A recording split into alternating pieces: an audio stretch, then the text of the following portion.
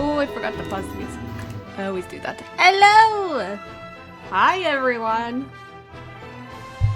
Hope everyone's doing good. Welcome on in to the stream. We're back with more Professor Layton versus Phoenix Wright. Ace Attorney. Exciting things happening today. We are going to be doing some cross-examinations in Maya Faye's trial, and they're gonna be normal cross-examinations. Very normal. And our witnesses are all going to be normal. And not parrots. They're not gonna be- I'm not gonna load this game to a parrot cross-examination. That would be silly. Also, as I was trying to leave the game, I saved it down here on accident. So now there's 2. I guess that's going to stay there.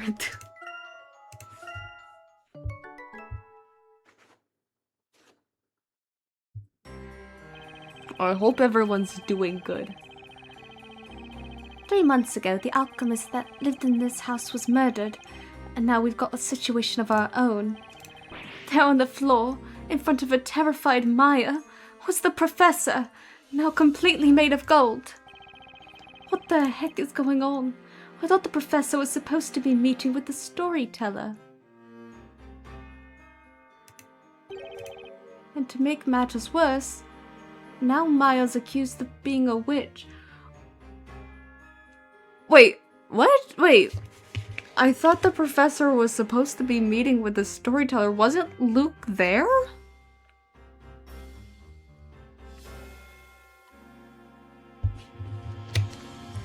Huh. That's an interesting line. I swore Luke was there when he met with the storyteller.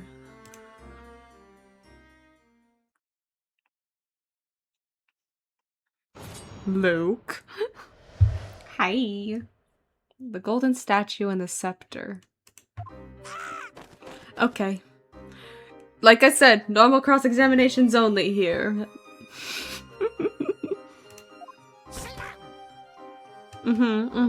Very good.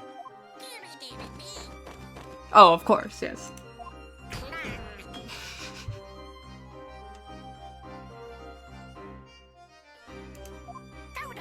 Objection. Wait. Okay. So I'm assuming that the parrot cracker, what was important about their testimony was the order of things.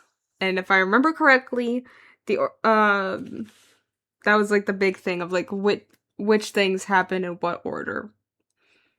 So it seemed like what I got this is a very succinct testimony.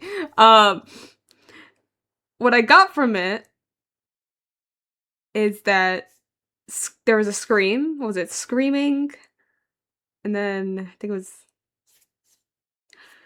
slamming.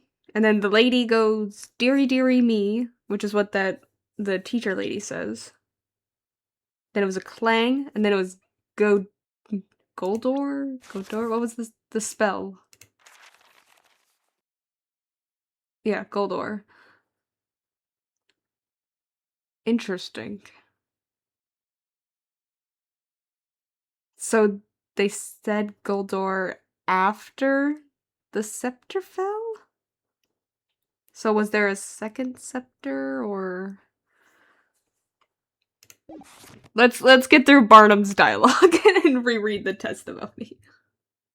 What's this now? Why, those are the sounds of the incident. Exactly as Cracker heard them. Sure. That's what I'm guessing. It was probably the same order too, and that's what's gonna be important. Ludicrous. Evidently this is nothing but a farce after all. What do you mean, Inquisitor Barnum? I must admit I found the parrot's testimony quite impressive. Yeah, you know, he got straight to the point, you know? Even if that bird can accurately recall the sounds, it is clearly useless when it comes to the order of events. Oh man, I thought it was onto something.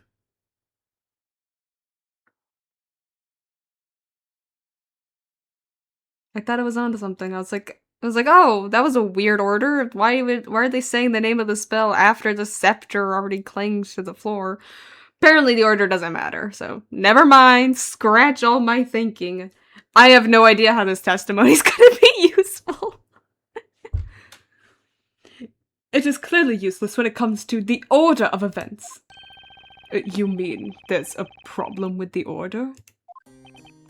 First, the witch used magic to turn the victim into gold. Then the witnesses arrived. It is reasonable to assume they cried out in terror when they did so. Sure. And yet this testimony did not accurately convey such an order of events. It starts with a sudden scream, followed by the door abruptly opening, and then a witness crying out. Next, we hear the victim, having turned into gold, falling down. Oh, I thought that was the scepter falling. Still, that, and then the spell happening after. So far, so reasonable. But the real issue is as follows. The parrot seems to think the witch cast her spell after the witnesses entered. Such a suggestion is inconceivable. That's fair. No, that's fair. The reason is simple. At that time, the victim had already been turned into gold. Ah! Indeed it is as you say, Inquisitor Barnum.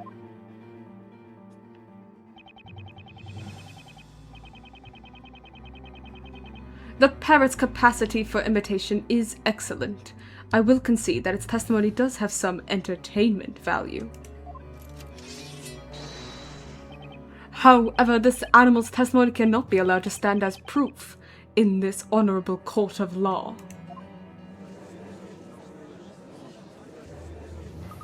Don't write Cracker off just like that. Do you now see how foolish you were to summon this parrot as a witness? Okay, buddy. Stop calling me foolish. No, not good, Phoenix. Not good at all. Should I really go through with this cross-examination when it feels like everyone in this court is against me? Yeah.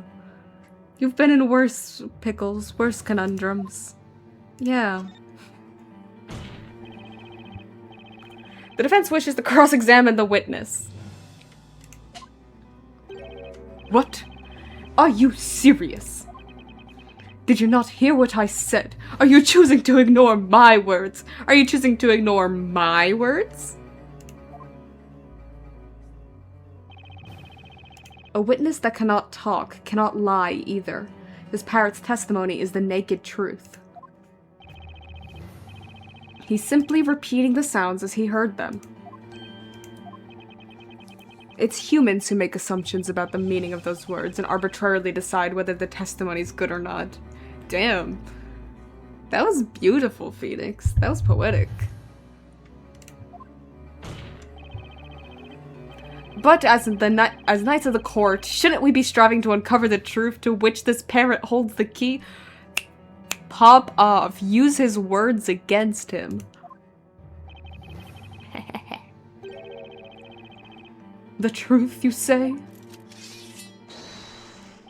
Very well.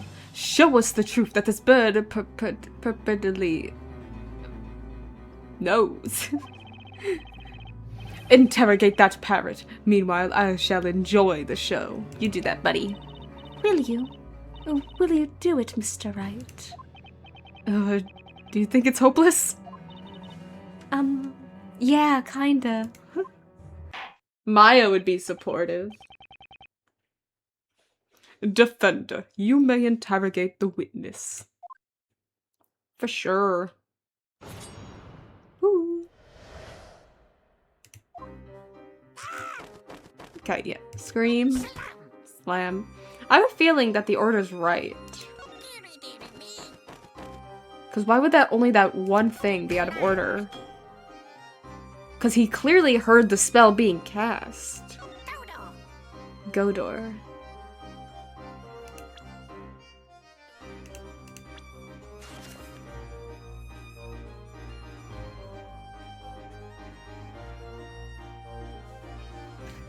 That's different. Can I actually press the witness? Hold it. That's the magic incantation, isn't it? Objection. It is okay. Maya is rooting for him from the best seat in the house. High above us all. Preposterous. At this stage, the victim was already on the floor. The transmutation spell had to have been used much earlier than that. I wonder. Yeah, if it was used earlier, then how could the parrot have heard it? Luke, what about you?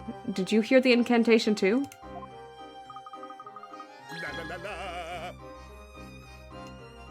Okay, did you hear the incantation? Hang on. Excuse me, Mr. Birdley? May I help you, sir? I've been meaning to ask this before, but why are you still on the witness stand? Is it not his bird? That's why I assumed he was here. Are you suggesting I should leave my dear partner alone with strangers who cannot even sing? Huh? The very sight of Cracker causes the finest of songs to effortlessly form in my mind. Stilton, cheddar, or smoked cheese. I like my crackers with any of these. That was the Cracker song. Is it not crisp and full of flavor? I feel like we got off topic. I thought we were gonna question him about hearing the spell. Right, anyway, would you mind remaining quiet for the rest of Cracker's cross-examination? I suddenly got the munchies. Continue the interrogation. Okay, wait, I want to hear what Luke has to say about that last. Hold it. Before... Objection. Yeah. Okay, just... La, la, la, la. Shut up, you shut up. I'm sorry, I can't seem to remember. Okay, he had nothing to say. After I saw the professor in that state, my memory of what happened next just isn't clear. I'm sorry, Luke. I know this is very painful for you. Aw. Anyhow, the important thing is that incantation. Somehow, I get the feeling there's something odd about it. It just doesn't seem quite right. Okay, so it is... I'm assuming we gotta present the grimoire. Do you think there's anything important in Mr. Cracker's testimony? There does seem to be a fundamental problem with what he repeated. Why would the incantation come after the professor was turned to gold? But Mr. Crocker can't tell lies, right? Yeah, he can only repeat the sounds he's heard. Maybe we're just misinterpreting Cracker's testimony? For the time being, let's have another look at the court record in the Grand Grimoire. Yes, of course. Okay. I think I know what it is.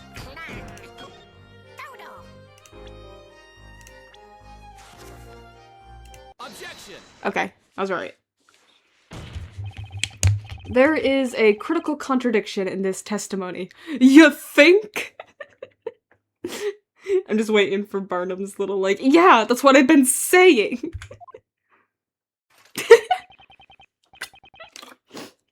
I knew it. I knew it. We are all aware of that, Sir Blue Knight. This contradiction is between your so-called desire to find the truth and the fact that you are interrogating a parrot.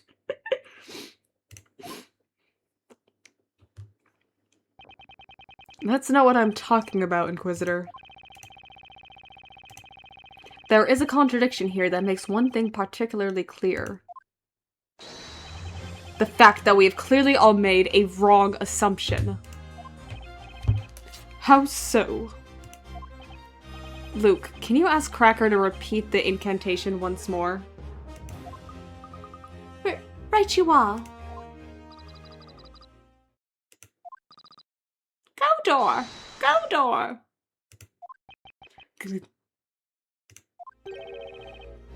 Godor.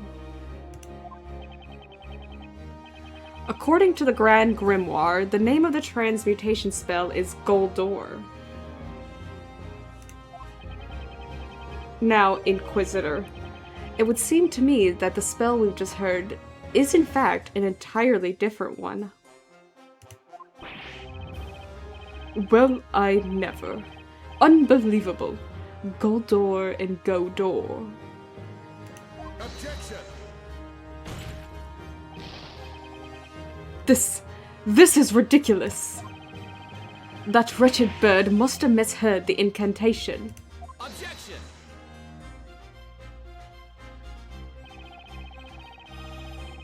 Cracker is able to imitate sounds perfectly. The incantation was indeed misheard, but only by the people hearing it. Objection. The victim was found already in his golden state. That is proof enough that the Goldor spell was used. Sure, but not then. Objection. I figured it happened before they arrived. But you're forgetting that Cracker heard this incantation after that spell had already taken place. Which makes it entirely possible that this Godor spell was used as well. Which takes into account... We know that the other spell was Familia in the scepter. Or in the Talia Magica. And it can only contain 2 gems, and it only has these 2 gems, which means if another spell was used, if Godor is another spell, and it was used, it had to have been from a different scepter.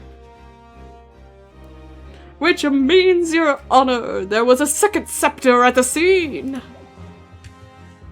Which makes it entirely possible that this Godor spell was used as well. In other words, another spell besides the gold transmutation spell magic must also have been used. And the familiar spell.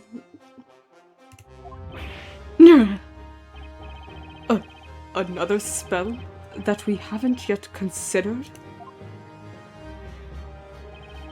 Now, the next question that needs to be asked is, just what is this Godor spell? Godor. Like, go, door. It's a go, door. And it summons a door. That'd be funny. Objection. Utter foolishness. This is absurd. Can I look in my grimoire? As convenient as it would be for you, there is no way that a spell by the name of Godor exists. Oh, Mr. Wright, I just remembered. Me, the witch, knows the spell Godor. Huh? What is it? I found it. The page about the spell Godor. It's listed in the Grand Grimoire. Right here. It exists? What? I like how we have Layton besides us on the defense's bench. Order! Order! I demand order! I read ahead! Just like I thought. Cracker remembered it exactly. But then, what kind of magic is this Godor? Well, my lord, the Grand Grimoire describes it in the following way. Godor creates a... Oh, hey, I was right! What the heck? Godor creates a portal on two sides of green-colored walls. The portal will disappear after 5 minutes. On green-colored walls, you say? Interesting. So I was right, it's literally go, door. Makes a door. Creates a portal on green-colored walls. Yeah, that's a weird... that's a weird addition. Why does it have to be green-colored walls? For the plot, of course! Plot relevance. A portal spell? Ooh, that's a funky gem. The spell Godor has been bookmarked in the Grand Grimoire. Okay. Godor. I could have written it up here, but whatever. Creates a portal on two sides of green-colored walls. The portal will disappear after 5 minutes. Okay, we know that the alchemist's house had green-colored walls, both in there, in the study, and outside the study. There are no green-colored walls! Aren't you a lucky man? Thank you. It appears even the Grand Grimoire is on your side. Well, you paint the wall where you want your portal, and the magic makes it a portal. However, there's a fatal flaw in your explanation. Huh? What flaw is that, Inquisitor? It is really quite simple. Think back to how the alchemist's study looked at the time of the incident. Do you remember any green walls? Because I do not. There were none. I do. I remember green walls. If you remember Barnum, there was green walls in another room. At the very least. At the very least. I can see you missing the green wall behind the painting here, but... surely. All the walls were coated with white plaster. In other words... it was impossible to use Godor in that room. I, too, have visited that alchemist's study since the incident. I remember very well that all the walls in that room were a dull shade of white. Let me present my evidence! Your little theory was interesting, Sir Knight in Blue, but it has proven to be nothing more than that. A mere wild guess. As long as you cannot prove that this good old spell was used, your little theory shall be considered no further. Me. In all honesty, I was very surprised to learn of such a spell's existence. However, as long as it was impossible to have used this spell at the crime scene, your deduction leads us nowhere. So let me ask you now. Yes, Your Honor? Do you perchance have any proof that you could show us?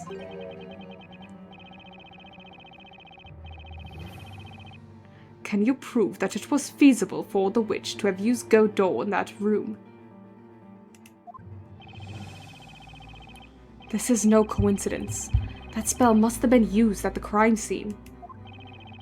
But do I have the proof that it was even possible to use Godot? Yes! Yes! Of course I have proof! It's been on my mind for a while, that inexplicable mark. It has to be the evidence that ties up all that loose ends. Barnum is not good at remembering things, apparently. The defense wishes to present evidence. Impossible. The determination in your eyes made me think you would. Of course, because I'm cool. Now then, shall we allow the defense to present... Oh. We shall allow the defense to present its evidence to the court. I thought he was asking. He's like, alright, gallery, what do you think? Should we let the defense present their evidence, or should we not? Leave your votes in the comments below. Present the proof that the spell of Godot was used at the crime scene. Oh look, it's already on it. Take that! The walls in the study are coated with white plaster. Not all of them, though. There is just one spot, which is green. Oh? There is? I noticed it when investigating the crime scene. You may recall that there was a small painting behind the desk. And for some reason, the wall behind it was painted green. It was what? I recall seeing that painting myself, too. If we look at this floor plan, I'd say it was around here. Look, and right on the other side of the green wall. Mr. Wright, I'll mark it on the floor plan. Thank you. It's been bothering me since I saw it. But now it's clear what it was. At the time of the incident, a portal opened up behind that painting. In other words, that was the wall utilized for the spell Godot. Objection! You're certainly persistent. You just want a portal to be there so much, don't you? You and your damn portals. The wall behind the painting was green, and that's a fact. Incidentally, I remember that painting well. It was a small landscape piece. About the size of, say, an open grand grimoire. So not very big is what he's saying.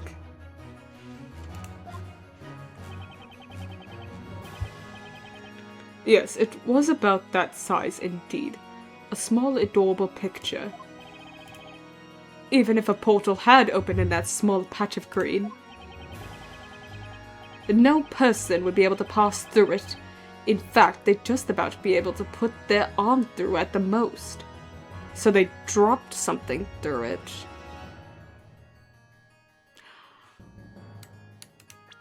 Oh! Oh, they dropped the scepter. They dropped this. Oh, that's why it's over here instead of over here. They dropped the scepter to oh my god. I figured it out.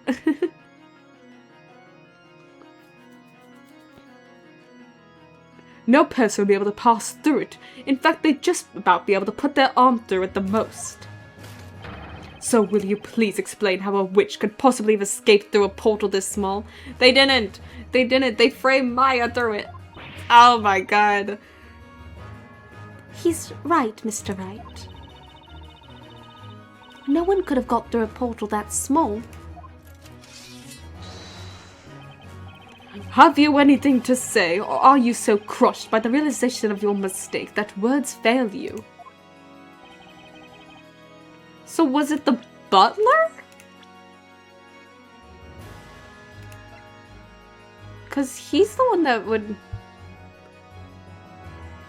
known about it. Unless there was another party there. The portal was too small for a person. It doesn't require much thinking to figure that out. And also, was that portal how the alchemist was killed? Because he was, like, strangled. So, was he just, like, sitting there and then just hands appear behind him and just start strangling him?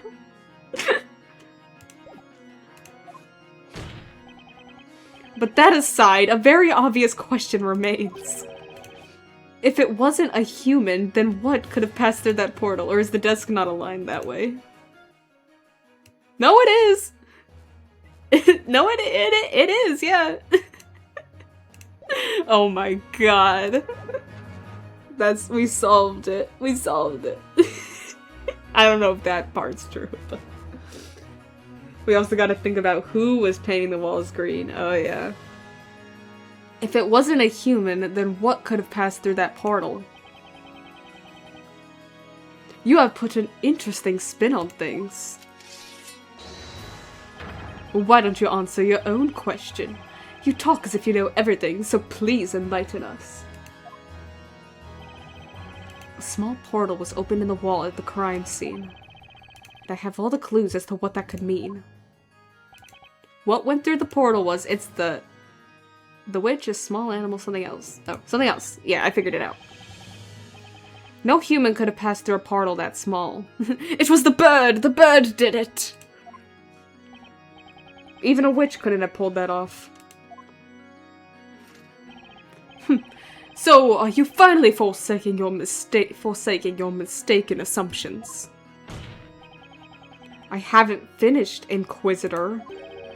The fact remains that something else could have passed through that portal. Oh, and just what would that be, Sir Blue Knight? The portal was created after the professor had been turned into gold. The witch must have had a good reason behind that. She must have had to move something through that portal. You have captured my curiosity. I'd like to know what passed through that portal. Tell us, what did the witch use that magic portal for? Take that! I figured it out. Considering the state of the crime scene, there is just one possible answer. And that is... the Talia Magica. Objection! What's this now? The Talia Magica was found at the crime scene. A portal has nothing to do with it. Objection! Inquisitor Barnum, you're making the wrong assumption. Wrong assumption. The witch wasn't trying to remove evidence from the crime scene. She was trying to plant evidence. She wanted to plant it. She threw the witch's scepter into the room through that portal. Objection!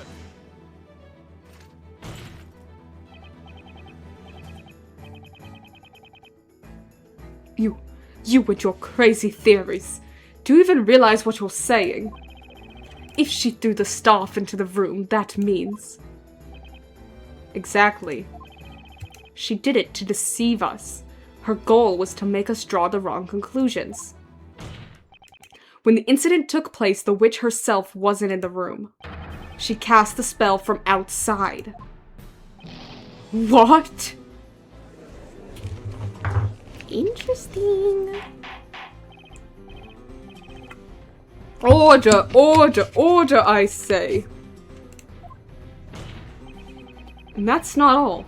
There's even more proof that the staff was thrown into the room from the outside. What proof? Proof is none other than Professor Layton's previously severed arm. Right arm. The victim's arm. How does that prove anything? Really, Judge? Really? How does that prove anything? Because we've already did this. We did this. It's blocking the fact that Maya couldn't have dropped it there. We already established this not that long ago. It was last stream, Your Honor.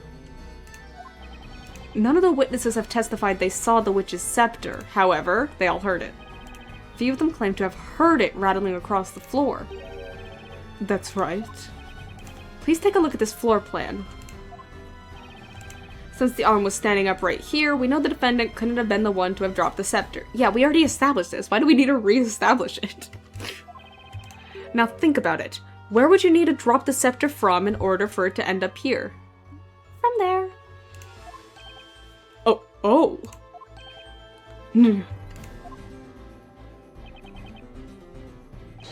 That's right. The scepter could only have come from the small portal created by the spell Godor.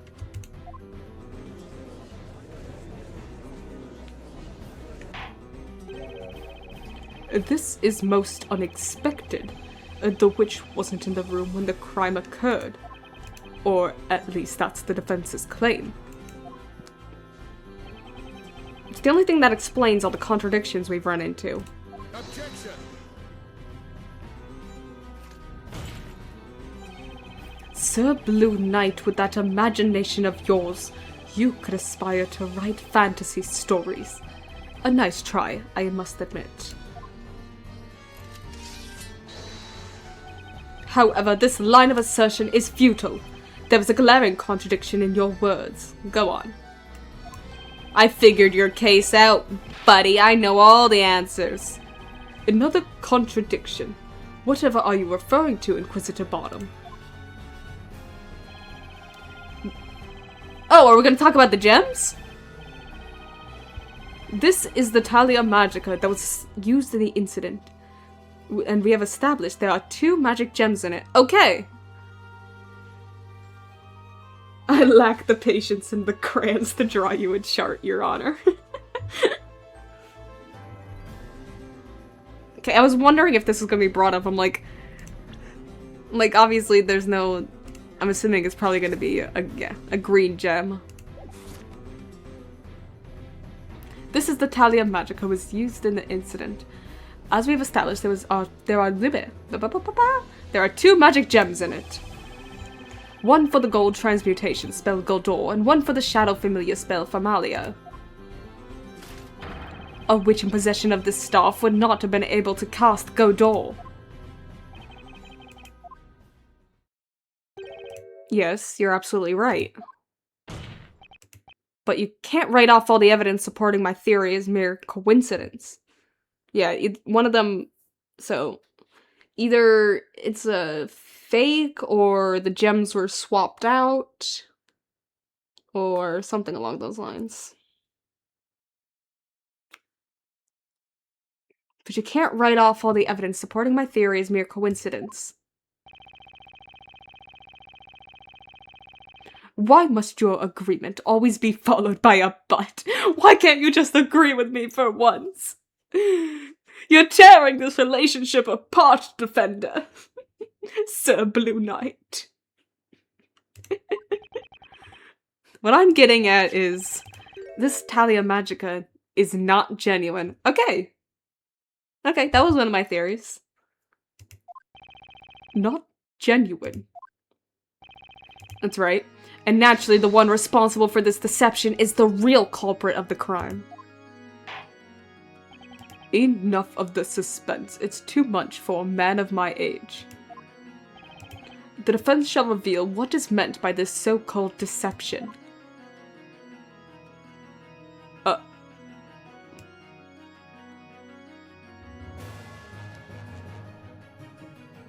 I'm assuming... I don't know. I'm gonna guess one of the gems. So probably the gem that we're not positive was used. Because we know for a fact that the gold spell was used. It's only conjectured that the familiar spell was used, so that's what I'm guessing. Otherwise, I have no idea. Got it. First, I want to clarify one thing. Can we be certain that the Talia Magica in question is authentic? Without doubt.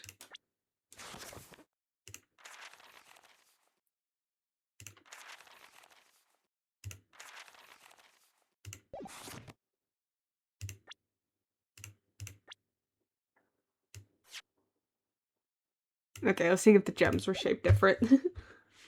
It always ends with butts.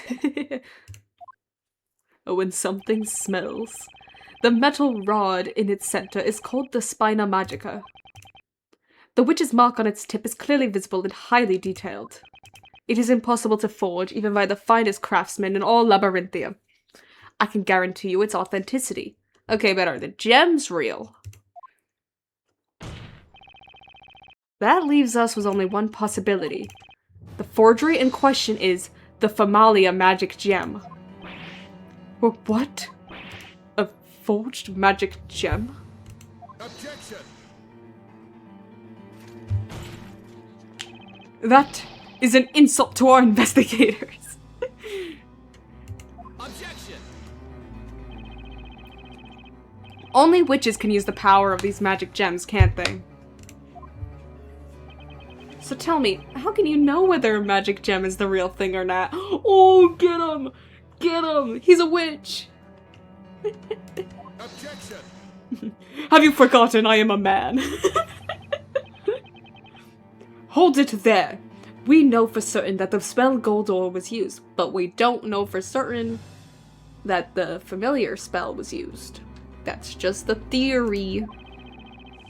It is undoubtedly not forged.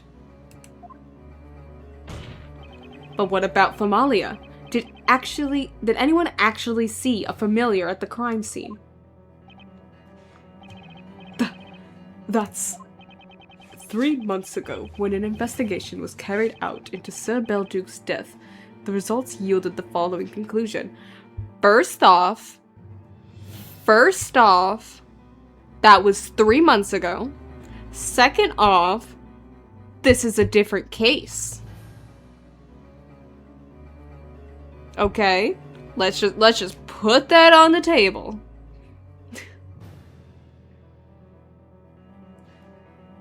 The results yielded the following conclusion. The spell Famalia had been used to summon a familiar, which in turn carried out the murder. And the witch used exactly that to her advantage. Another similar incident at the same crime scene. Don't you think that would be the perfect opportunity for the witch to frame the defendant for her crimes? So it is gonna be the same witch who killed the alchemist. I was wondering. So is it gonna be the butler? Like, it feels too late in the game. It feels too late in the game to introduce a new character. And they have been making a huge point in this chapter about being like, everyone knows only women can be witches, only women are witches, blah blah blah blah blah. For a reason. I'm thinking the butler is a little suspicious. We shall see. The defendant would be blamed for both the professor and Sir Belduke's deaths, and she'd be taken for the real witch. Oh. That was the real culprit's objective.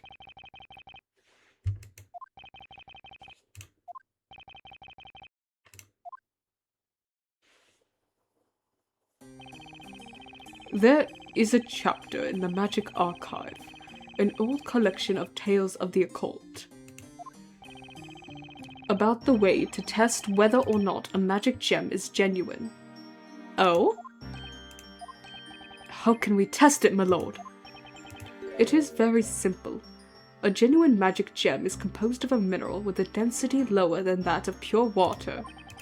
All you need to do is to see if the magic gem floats on water. That is simple indeed. That's a weird test that could easily be faked, but okay. I guess. All non-magical minerals in our world, with the exception of sepiolite and a few other special kinds, sink in water. Okay, sure. Sure. These eerily sparkling magic gems, however, will never sink when put into water. Bailiff, remove this magic gem for immediate examination. The magic gems are fake? What's up with this trial? This is not how it's supposed to be. It's all right, darling. Don't cry. You'll get to see a witch burning today. Oh shoot, sorry. I totally forgot to make the command. I will add that after this stream. I think I when you redeemed that, I ended stream and I just passed out. It's alright, darling, don't cry. You'll get to see a witch burning today. Sir Bottom never disappoints. Hush now, there. Well, at least they're not sinking people to find out if they're witches. Oh, don't give them ideas. Hey, thank you for the hydrated Buster Chick. Defender. Hi. Do I have to do it? Do I have to put the gems in the water? If your theory is correct, this could be the biggest occult crime in history. For sure. But okay. Bye! Thank you for the alert. But another important question remains. I wonder if you can answer it. Who is the supposed real witch that threw the Talia Magica through the portal? I have a guess. I have a theory. I have a guess. It makes sense, too. The real witch. There's only one person that comes to mind. Yeah. Frankly, I still find it hard to believe. But it's the only possibility. Once I indict her, there'd be no turning back. Oh. Indict her. Interesting. Knowing the consequences, should I give them her name? So is it like...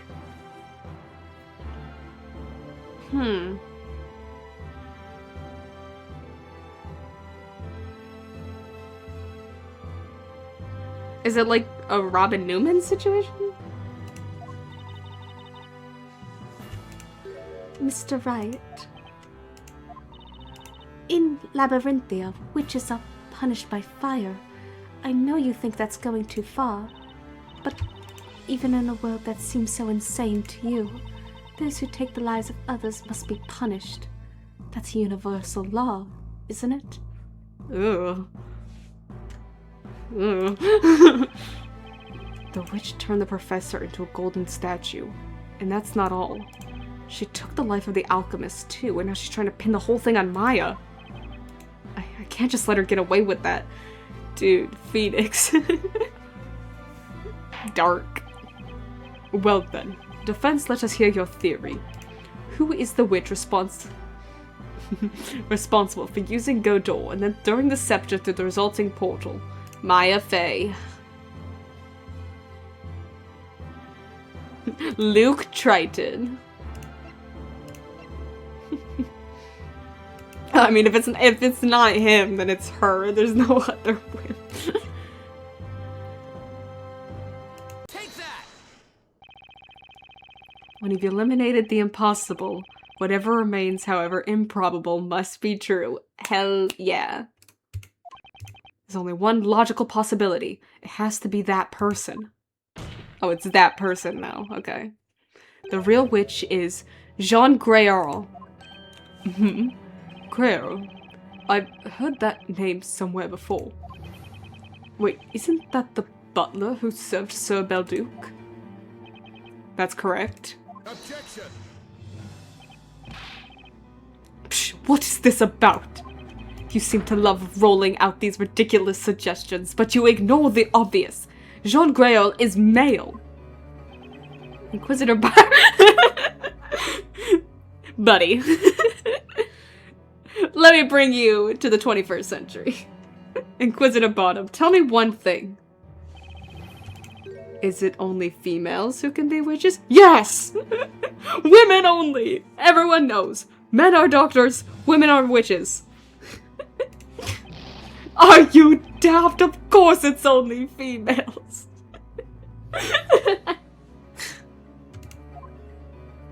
Oh my god. Never in the history of this court has there ever been a male witch. Well, it's time for something new. Okay? He's either actually a woman or he's a male witch. One or the other. You're so utterly ignorant. You should be ashamed of yourself.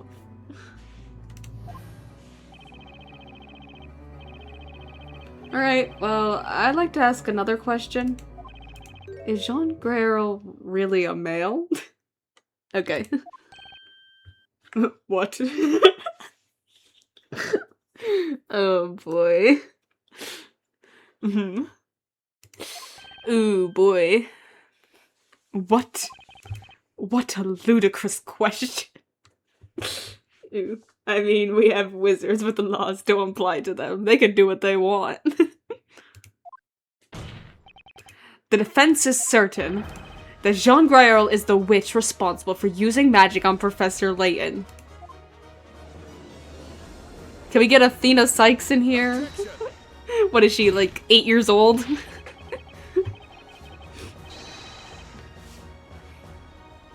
Will you stop fooling around? This is a groundless accusation. Objection. Groundless, you say? I'm afraid that's where you're wrong. At the time of the crime, Jean Greyl was in the room next to the alchemist's study, and one of the walls in that very room was painted green. It was? What's more, that green wall was the one adjacent to Sir Belduke's study. What? This is madness! Inquisitor Bonham, quickly have the butler summoned to the court. Have Jean Greyl brought here immediately. Certainly, my lord, it shall be done.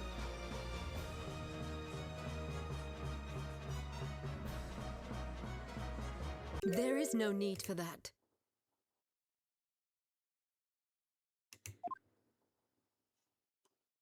Oh, there they are. I am here. I shall come down right away. They do have a female voice actor, don't they? They've had one, haven't they? That's pretty funny. It didn't even register for me. Well then, Mr. Wright, shall we begin? Jean Greyl. It would seem this trial has turned in a new direction. I think we all need a bit of time to take it in. We shall take a brief intermission. Inquisition, defense. Sharpen your souls and wits to prepare yourselves for the next stage of this battle.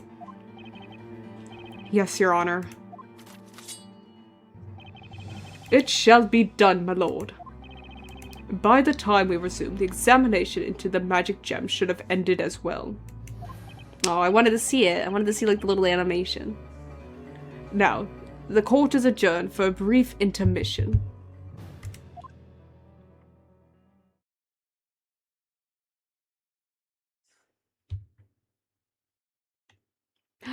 To be continued. What time? Yeah, we can keep going. We'll keep going.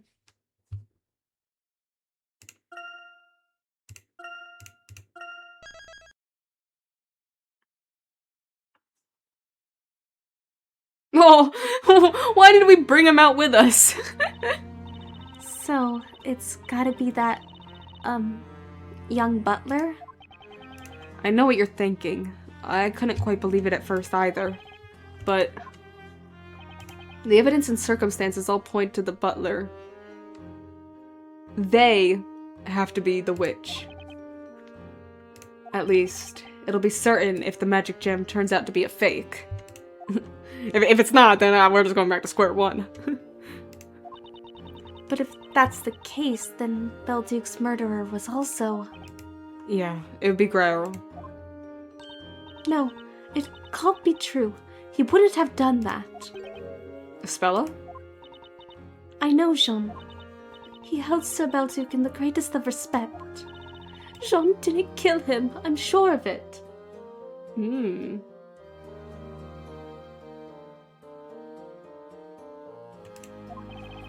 Jean Gretel, are you really what people think you are? I feel like her little outburst there is important. I feel like Jean's definitely responsible for this, what's going on in Maya and turning the professor into gold and all that. In some way. At least he's involved with framing.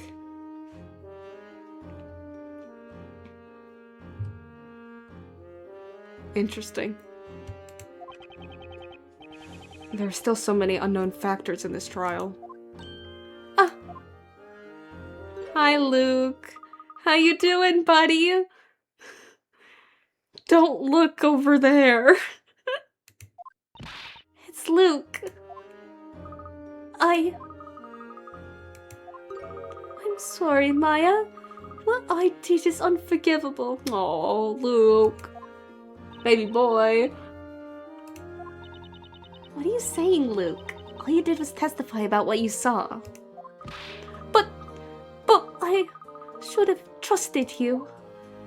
Well, you trust us now, right? Maya, no. Absolutely not. Anyway, Luke, it was thanks to you that we discovered new information. Thanks to me? Sure, you got Cracker to testify. That was a great idea. I wish I could talk to animals. Don't you too, Spella? I already can talk to animals. Oh, yes, I'd love to have a chat with Eve. So, Luke, will you teach us how to do it? Pretty please? Yeah, of course. I can try. Yay! That's a promise, right? Mr. Wright, these women are crazy. What is it, Luke? Do you mind if I join you from now on? Oh, yay! Not at all, Luke. I realized during the trial that in this strange town, even what you see with your own eyes may not be real. That's why I'm not giving up yet. Professor, I know he'll return. We can't give up hope. You know, that's what I've been thinking too. They need him for future games. You get accused once a week anyway, I thought. What's one more? Really? I have a feeling he'll reappear again when we get into trouble and help us out. He's gonna break out of the freaking gold. Just, psh, I'm here. I heard there was puzzles afoot. Because, I mean, it's the professor we're talking about here. Right. And remember what he always says. Look forward to the future. Always look on the bright side. I don't think it was the professor who said that. Defender, accused. The intermission's over. Return to the courtroom. Let's go. It's time to bring this trial to a close. Oh, I have something for you, Mr. Wright. Here, please take it. Maybe it'll come in handy in the trial. A letter, huh? Let's see. Who's it from? Wait. Newton Belduke? There are several sheets of parchment inside, but they're all blank. Oh, it's the letter. Yeah, from the owl. The professor and I got this when we went to see the storyteller. So you did go see the storyteller! With the professor, every side is the bright side. Oh. Okay, you confused me in the recap. In the recap, you made it sound like you didn't go see the storyteller. Thank you, Luke. The more info we have, the better. You're welcome. Letter from Belduc to the Storyteller. Contains only blank sheets of parchment.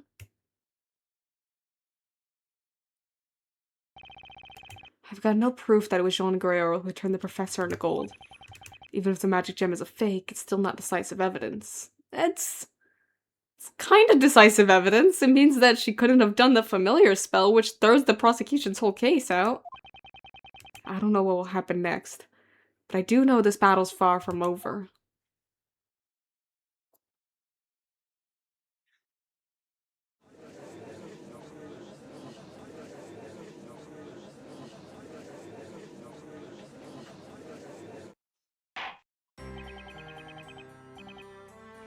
We will now resume the trial of Maya Fey.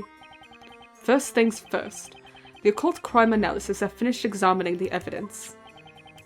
They have tested the 2 magic gems from the witch's scepter. Oh, they did both of them, good. Gold ore floated on the surface of the water, whereas Familia sank. Okay, sure. It was said that genuine magic gems float in pure water, wasn't it? Thus, it has been established that the Familia magic gem is a fake.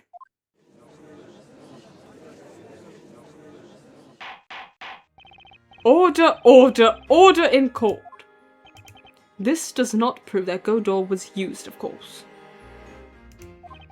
Nonetheless, the defense's theory does now seem more plausible. The court considers it worth looking into. You have no objection to that, do you, Inquisitor Bottom? No, my lord. A magic scepter necessary for casting spells. The Familia magic gem is a fake.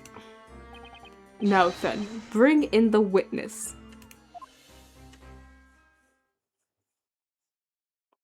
Hello. Witness, state your name and profession. My name is Jean Guerrero. I serve the late Master Belduc. Since his death, I've been tending to his dwelling, putting his research materials in order. I don't know what it is, but I feel like there's something a bit different about Guerrero today. Different?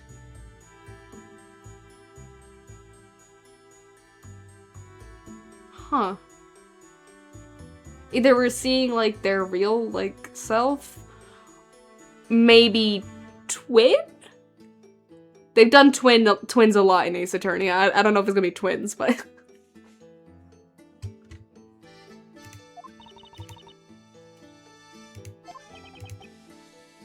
Witness, there is something we need to clarify first of all. As you are no doubt aware, you have been accused of being a witch. Therefore, it is vital that you tell us. Ooh boy. Ooh boy. Are you... Wait, okay, Professor Oak. Are you a boy or a girl? Please hold on.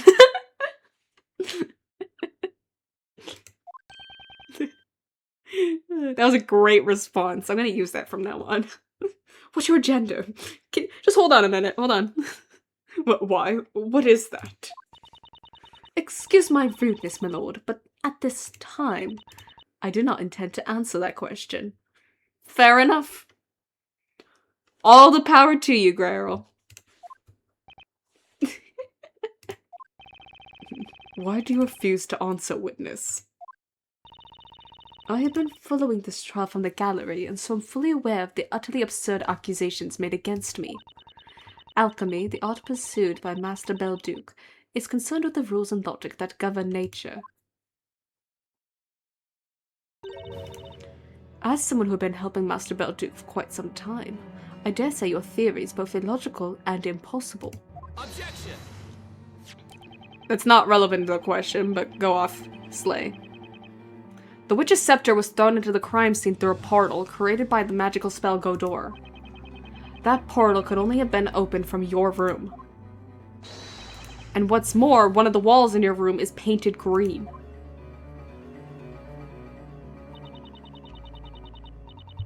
I believe anyone is free to paint their walls in whichever color they please. Besides, your theory relies on one magic gem being a fake. While that may have been proven true, another question has arisen. Where could the genuine magic gem be? It must have been swapped with the fake one and discarded somewhere. I'm afraid that's impossible. Why? If we assume, as you have claimed, that the witch used the spell Go Door, that would mean the magic gem must have been swapped after creating the portal. Sure, yeah. And the portal stays open for 5 minutes. Like, what's your point? The portal will disappear after 5 minutes, like. So tell me, when and where would the witch have disposed of the magic gem? After? I see your point. Several people paid witness to the incident, and the Knights of the Inquisition arrived at the scene immediately after. During that time, no one left the building, and the whole place was meticulously searched. Naturally, my room was searched as well, although there was not much to see as I have few personal belongings. So, what you're saying is you're holding the gem. What you're saying is it's on your person.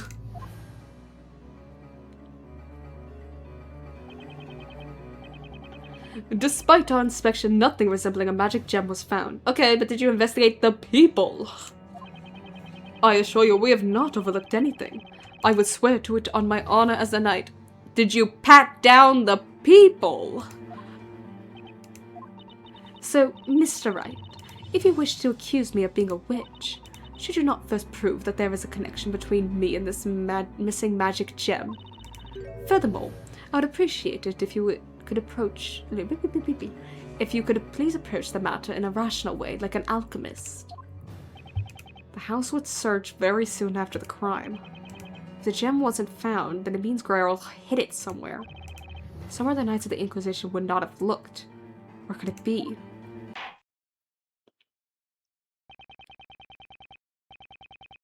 The witness made a valid argument. How would the defense respond?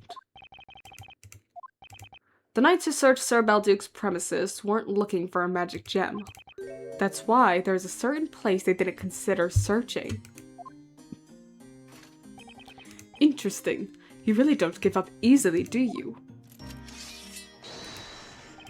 In that case, perhaps you could tell us all what the magic gem is. In Balduke's study, in Grail's room, in Grail's possession. Yeah, okay. I was right. Sir Balduke's premises were thoroughly searched. I don't think anything would have been missed there. You anticipated that, and that's why you hid it in a blind spot that you knew wouldn't occur to the knights. A blind spot, you say? Well, where is it? It's somewhere on Jean Grail's person. What? It's on the witness? Don't tell me the witness has it in their pocket. You're just guessing, aren't you? Maybe, teehee. I might be bluffing a little. It's what I do best. You think you can just say anything you like. By the way, I'm afraid there are no pockets in my clothing. Oh, shoot. This is the second time I've seen Grierl today, and both times I've had a feeling that something wasn't quite right. Maybe it's just me, but it could be related to the whereabouts of the magic gem. Oh, is that what you were talking about? This is why we don't railroad theories. You're so preoccupied with the existence of Famalia. But it could be related to the whereabouts of the magic gem.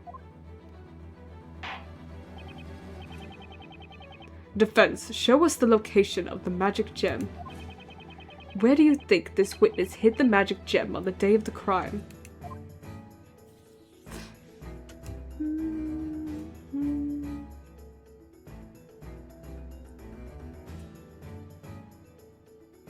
Oh! Wait. Is that a little bulge in your tie? This is a real Apollo Justice moment of a little gotcha! I feel like it's right there.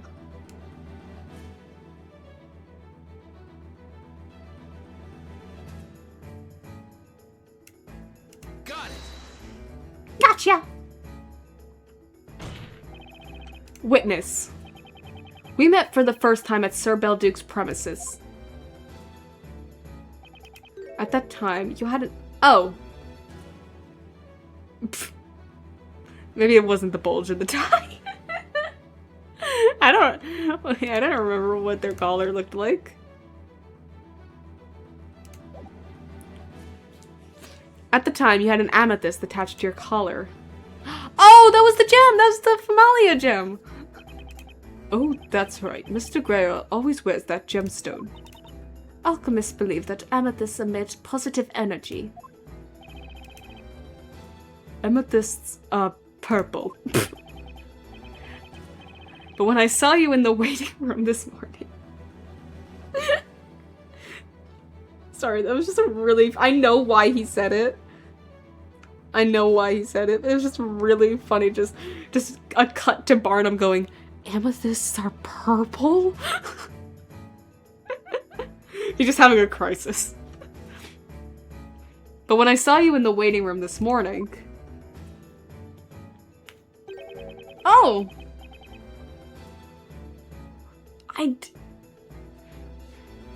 I'm really glad I just picked this spot by accident. I'm not paying attention to this guy's collar. This was wild little thing. They're lucky it was easy to point out. Those little details. I was not looking at that. The gemstone you were wearing was green, not purple, and now it's suddenly missing. It's in your sleeve. So my question now is, where is it gone? Where is that amethyst that you were supposedly always wear? Objection. Wait just a minute. The witness wears a purple gemstone. He's still having a crisis over colors. Hiding things in plain sight. The professor would never have missed this. It's something amiss, Inquisitor Bottom. Now I gotta pay... You telling me I gotta pay attention to all their character designs from now on? And I just got lucky with that? When we arrived at the crime scene, the witness came out to meet us. If it wasn't for that little bump in the tie, I would have gone with their sleeve.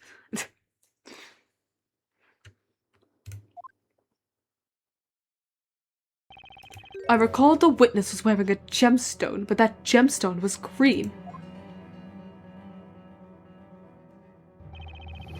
Green? Amethysts aren't green, although amateurs sometimes mistake prasiolite for amethyst, but that's irrelevant now. I love the little characterization that the judge just knows about gemstones and minerals. He just, like... I like to imagine that's his little, like, hyperfixation. He's like, wait, but they aren't green! I know amateurs mistake them for this and this! Like, I think that's cute, because this is the second time he's gone on about, like, minerals and stuff. But that's irrelevant now. Witness. You've been trying to pin the blame on the defendant. In order to do that, you replace the Godor magic gem with a regular gemstone. We thought the witch who killed Sir Belduke had used the spell Famalia. You knew that if a witch's scepter with the Famalia and Goldor magic gems attached were discovered at the crime scene, the suspect would be accused of committing both crimes, and that's precisely what happened. The girl captured at the crime scene was accused of slaying both Sir Belduke and Sir Layton. That was your plan. You removed the Godor magic spell from the scepter and inserted your amethyst in its place. And then, you attached the Godor gem to your collar. That's why when we saw you shortly after this incident, you were wearing a green gemstone. Oh, Barnum, are you on our side now? Love that. Love it. To think that was in fact a magic gem. Thank you. Your Honor, the Inquisitor clearly suspects them. Order! Order! Inquisitor! Is that true? You're supposed to be on the other side. I did not remember any other instances where little details like this matter, but don't take my word for it. I'm still gonna be extra cautious now. I'm examining all these character designs. The minute something changes up, I'm gonna notice. This amounts to nothing more than conjecture. I do not believe you have any solid proof. Fair enough. However, Oh. I have to concede that you have surmised a logical connection between me and the missing magic gem. Sure. Consequently, I am prepared to answer your questions. Oh good, they're gonna talk now. Good. I will repeat what I asked you previously. Witness, state your name, profession, and finally, your gender. Nice. Very good.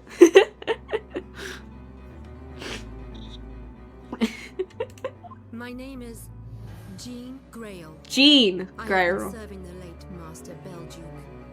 Jean. Oh, sure. Jean. Got it. As you can see, I wear a butler's outfit. But the truth is, as the defense claims, I am a girl. I hated the voice switch up. What was that? What was that? No, go back to your previous voice. I did not like that.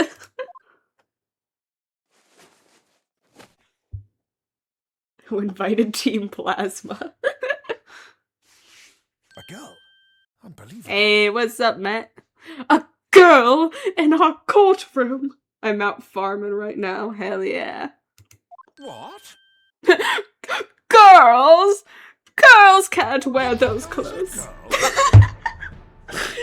Butler's a girl! A girl! What on earth is this? Oh, she has such long hair. Order in the court! This is nuts. They can't have jobs. Girls are witches. Boys have jobs. Jean Grell, are you declaring to this court that you are in fact female? There will be no gender bending in my courtroom. Yes. But everyone at the town is under the impression that you are a boy. You're turning our whole world upside down. How does she conceal all that hair? She must be a witch. Let's drop her into the fire. Did you hear that? The butler's a girl. Doesn't that make him, her a maid? Makes her a witch. I knew there was something suspicious about him. I mean her. Okay. You know why, right? Think about it. All that alchemy, that's mighty suspicious. Oh, now that the alchemy's suspicious now that she's a girl, huh? It was fine when she was a boy.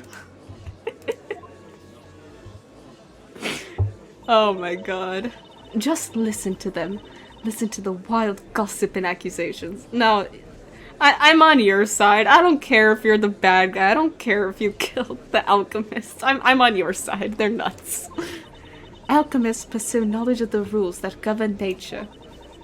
But to the townspeople, alchemy is no different to magic.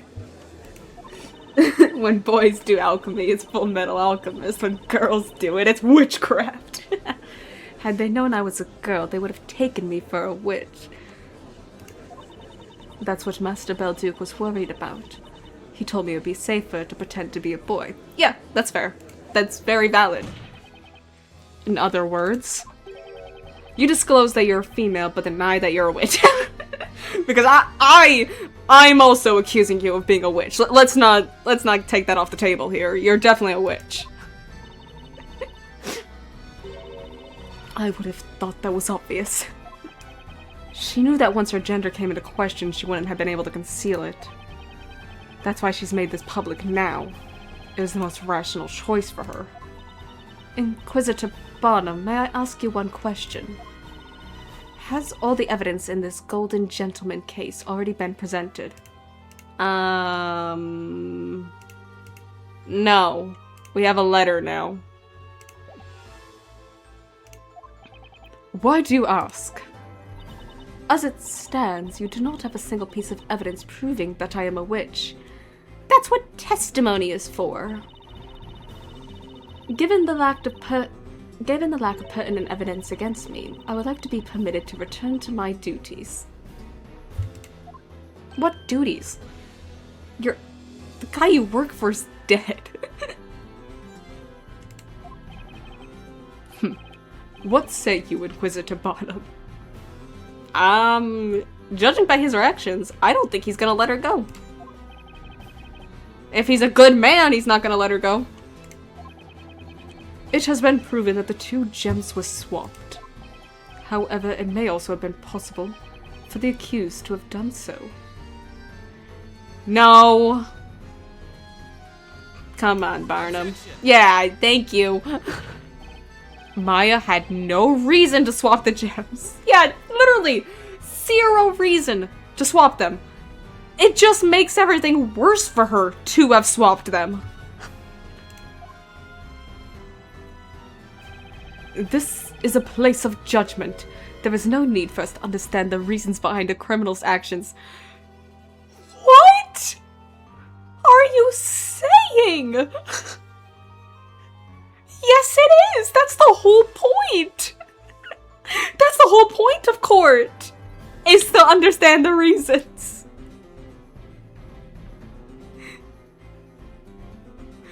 Motive means an opportunity. All 3. Motive means an opportunity.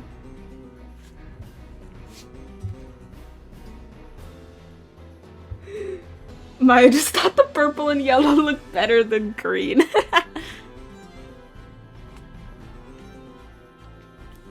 You do need to take into account the criminal's actions when they're illogical and make no sense.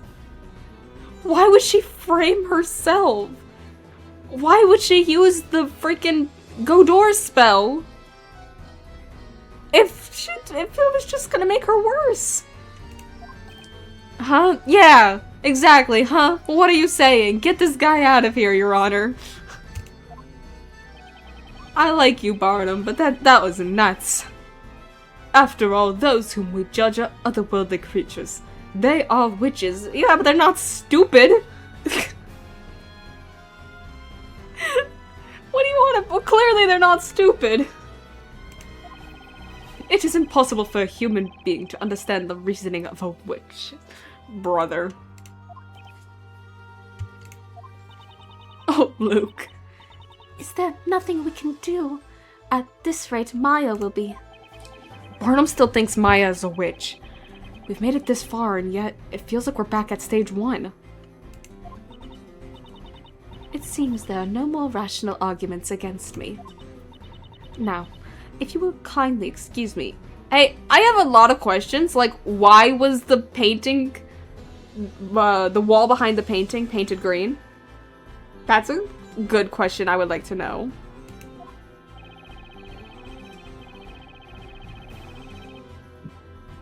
I don't have much on Greil when it comes to the professor's case.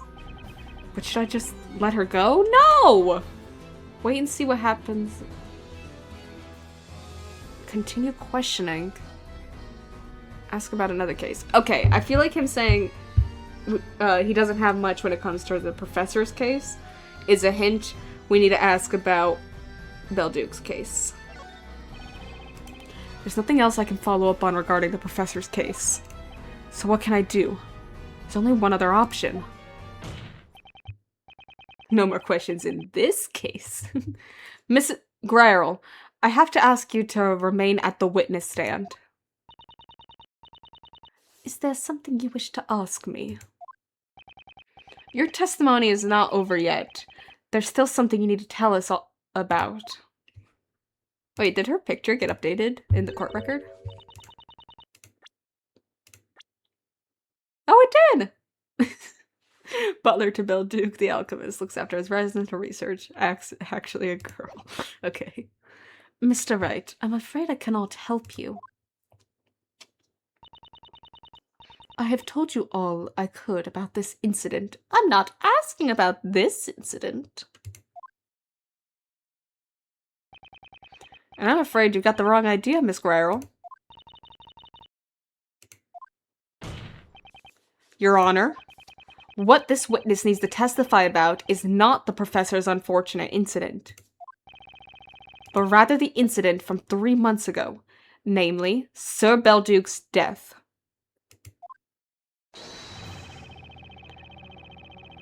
As she was present in the building at the time, working as a live-in butler, she needs to testify about the events of that day. About Sir Belduke's death? The fact that one of the magic gems was swapped leads me to a single conclusion. Both crimes, the murder of Sir Belduke and the transmutation of the professor, were the work of the same witch.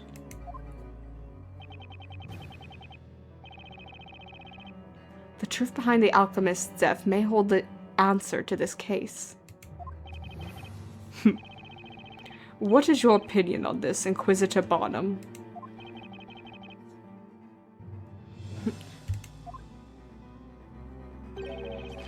I'll allow you to have your way this time, Sir Blue Knight. The Inquisition has no objections.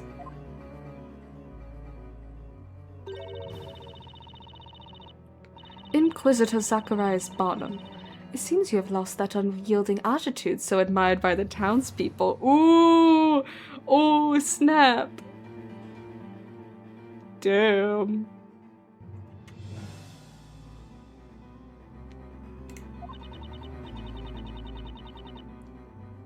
Here you are now, letting a novice defender lead you by the nose. It is hard to believe you have been known as the unwavering sword of justice for your usually cool-headed judgment. Oh my god.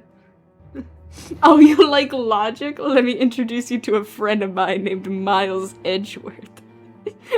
You know how to play chess?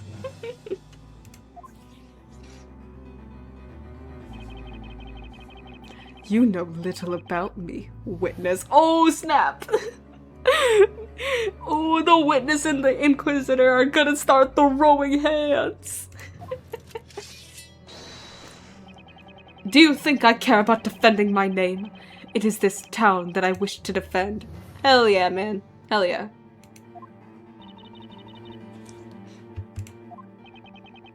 Sir Belduke's murder is the only case to have remained unsolved for so long.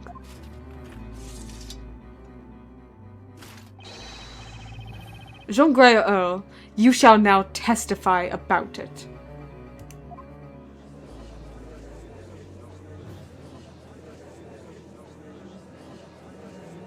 Ooh. Intense. Phoenix munching on popcorn over here. As demanded by both the defense and Inquisition, the witness will testify about Sir Belduke's death. Any questions? Yeah. No, my lord. Oh, I don't get a say? Okay. I must, however, mention one more thing before we begin. If it cannot be proven that Jean Grey is a witch, as claimed by the defense, the court will irrevocably consider Maya Fey to be the witch responsible for both crimes. Nuts! Still nuts for both crimes. Still nuts. Especially nuts considering that the Famalia's gem is fake. Because that's the whole point of the freaking Belduke case. Is the fact that they believe a familiar was used because there was no footsteps in the powder and stuff. So considering that, how? In what world would Maya Fey be responsible for Belduke's murder? In what world? Sure, the professor turning into gold, I can see like that, where they're going with that accusation. do not understand at all how they're able to throw in Belduke's murder. I guess it doesn't matter, because the punishment's the same no matter what, but still. Is that understood? No. Objection. But sure. You have no choice, Sir Blue Knight. If you don't want the trial to end right now, ready your sword and face the challenge that awaits. But the opponent is a real witch. It's a gamble that puts Maya's life at stake. It's a gamble you gotta take. If you don't take it, she's burning no matter what. Nick? Nick? Oh, hi Maya. Maya. No witch is gonna outwit you in court. You're an ace attorney after all. Roll credits! Roll credits! She said the thing! They said the title of the crossover game! So, let's do it! Let's do it, Maya! You're an ace assistant, ace spirit medium. She said the title of the game. The defense accepts the conditions. Let's proceed with the trial. Ace cheerleader, hell yeah. Inquisitor Bonham, you may begin. We shall start with a brief summary of the incident. About 3 months ago, in the dead of night, Sir Belduke the Alchemist was murdered. Sure. The crime took place in a study just as with this incident. The room had been locked from the inside. The victim was found still seated in the chair at his desk, so we can assume he was attacked while working. Oh my god. Oh my god. There were very clear strangulation marks visible on his neck. If Jean was the one who did this, I want to know the reasons. Oh. Oh. There's something trickling down from his mouth. Is that blood? That's what I was wondering. Yeah? Okay. Oh, most likely. I don't like the term most likely, Inquisitor. How can you not know for sure? Was it not tested at the time? As much as you could test it? I guess. I forget we're not in the modern era. Yes, most likely. Yeah, they can't test blood, but they could, like, probably look at it and be like, this looks like blood. The victim probably bit his tongue as he was struggling with his assailant. And you said earlier that some white powder was spilled all over the floor, correct? Yeah, medicine. Yes, hence we expected to find the killer's footprints, however there were none. The killer must have somehow approached the victim without stepping on the floor, and thus you believed it was familiar, but as we established, that gem is fake, so how is Maya involved? After murdering Sir Belduke, the killer left the room without opening the door. Undoubtedly, the crime must have been committed with the use of witchcraft. The body was discovered the following morning by the butler, Miss Grayrel. Body was found by Grayrel, huh? How convenient. Thank you, Inquisitor Bardem. The court illustrator's sketches will be added to the evidence.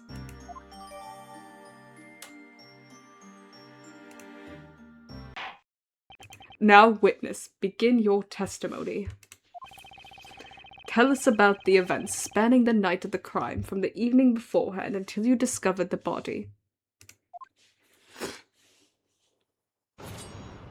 Witness testimony. The night of the crime. At around 1 o'clock at night, I excused myself and left Master Belduke in his study. Ooh. It's scary. When I called him for breakfast in the morning, he did not respond. The door to his study was locked. A neighbor had come for a visit just then, so we forced the door open together. All the potions and other concoctions from the study have been confiscated. I wonder if they're being properly stored. Potions and concoctions were confiscated? The victim was an alchemist, after all. We were hoping the items confiscated from his study could provide some clues.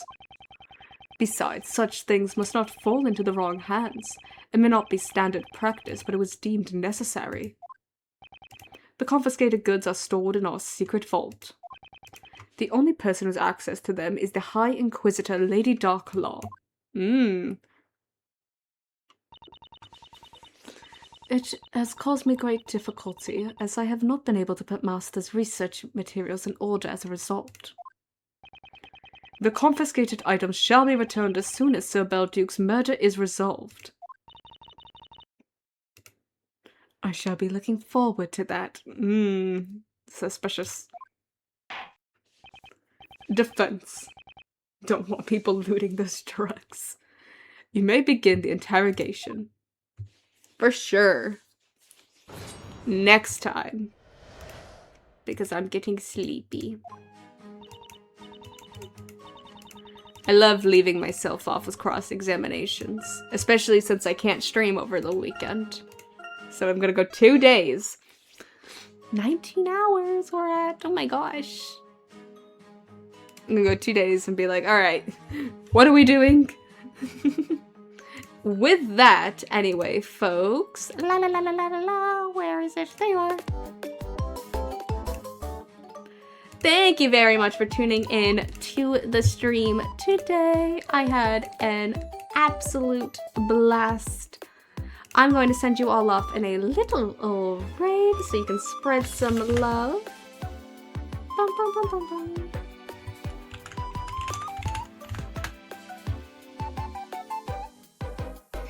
Thank you guys so much for being here. It's been an absolute pleasure. I'll be back again Monday? Hopefully. Monday the 3rd.